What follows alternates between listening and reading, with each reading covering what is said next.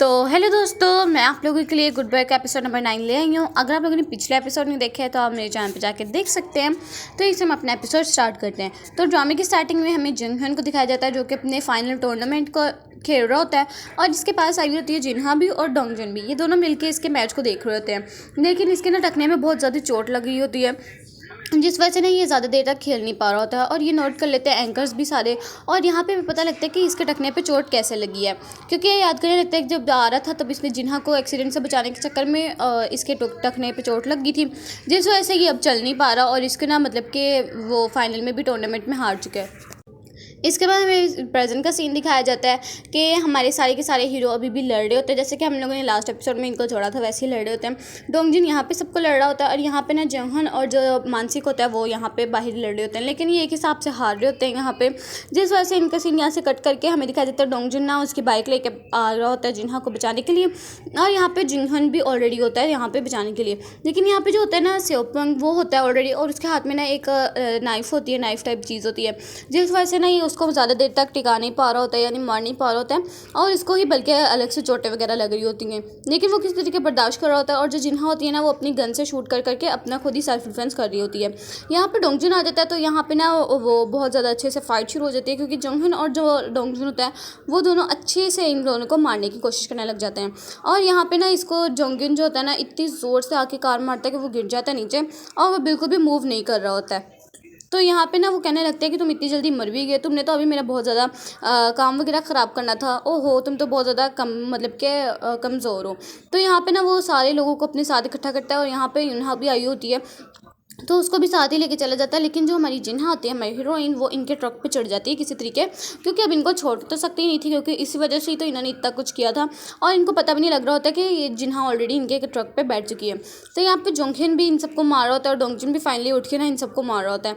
इसके बाद ये लोग फाइनली भाग के आते हैं जिन्हा के पास, तो यहाँ पे वो नहीं होती है और यहाँ पे सारी पुलिस वगैरह और फायर ब्रिगेड आ जाती है।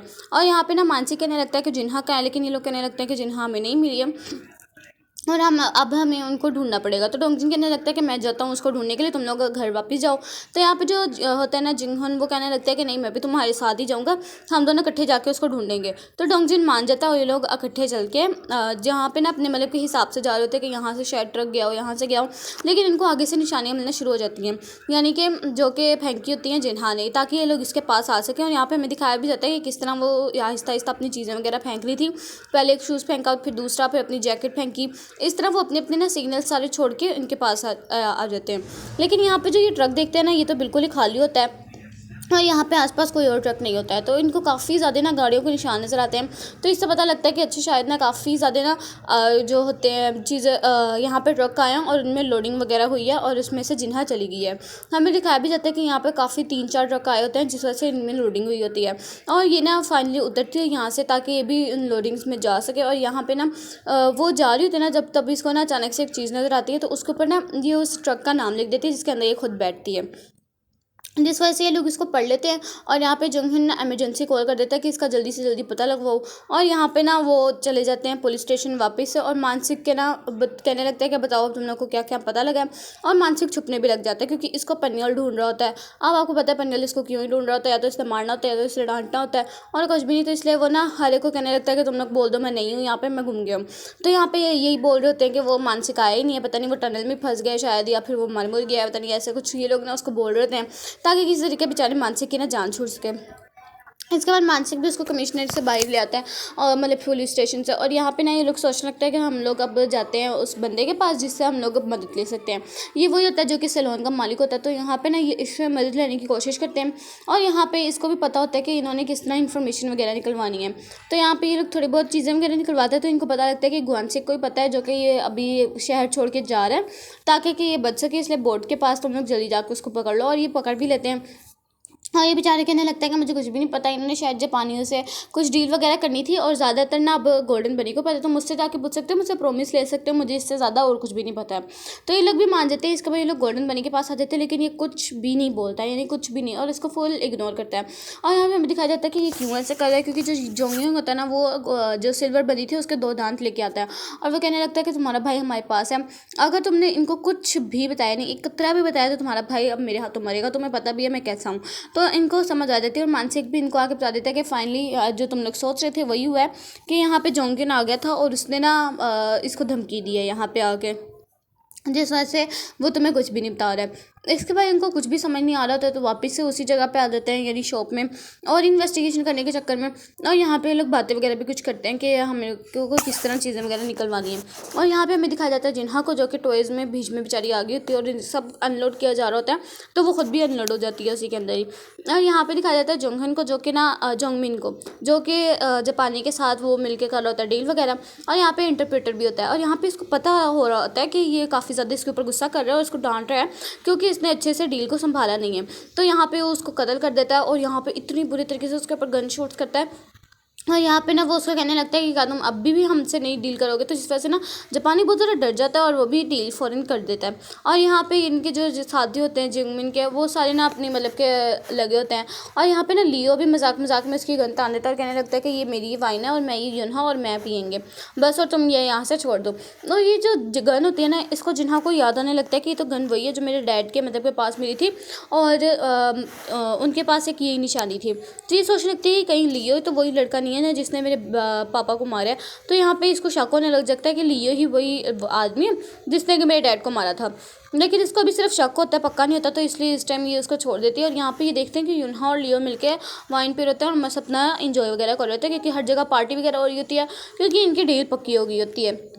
लेकिन ये पीछे से उसको एक बंदा देख लेता है जोंग, और यहाँ पे ना ये काफ़ी देर तक भागते हैं लेकिन कहाँ तक ही भाग सकती थी क्योंकि ये लोग ज़्यादा थे। और यहाँ पे जंगमिन कहने लगता है कि इसका फ़ोन देखो, लेकिन उसके पास फ़ोन तो होता नहीं क्योंकि वो ऑलरेडी पहले से फेंक चुकी होती है ताकि इसको बचाने के लिए वो आ सके। तो यहाँ पे जंगमिन कहने लगता है कि क्या तुम इतनी बहादुर हो, इतनी तुम्हें हिम्मत है कि तुम खुद ही अकेली आ चुकी हो हमसे लड़ने के लिए। और यहाँ पे वो कोई भी जवाब नहीं दे रही होती है। लेकिन यहाँ पे ये लोग कहने लगते हैं कि इसको ना अभी के अभी यहाँ पे ख़त्म कर दो, लेकिन फिर कहने लगते हैं कि इसको ना कंटेनर में डाल दो और यहाँ पे ये 3-4 दिन रहेगी, इसके बाद इसको पानी में फेंक देना कंटेनर को, ये घुट घुट के खुद ही मर जाएगी।